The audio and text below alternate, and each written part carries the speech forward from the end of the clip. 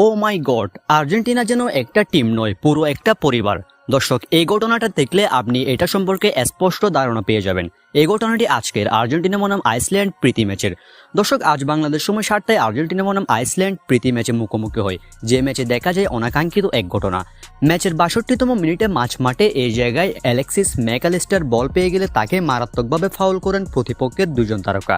একজন তারকা ম্যাকালিস্টারকে রীতিমতো ধাক্কা দিয়ে সজোরে ফেলে দেন মাটিতে।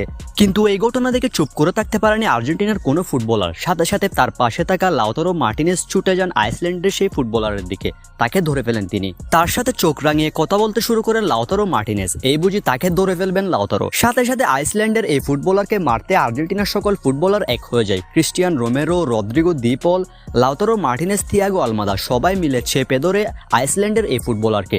এই জন্য হাফ ছেড়ে বাঁচতে হয় আইসল্যান্ডের এই ফুটবলারের।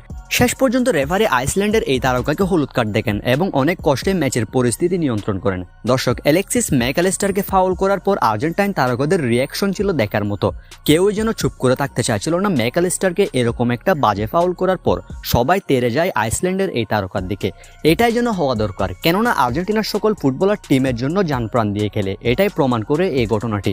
আর্জেন্টিনা এবারের বিশ্বকাপেও দারুণ এক টিম নিয়ে মাঠে নামতে চলেছে।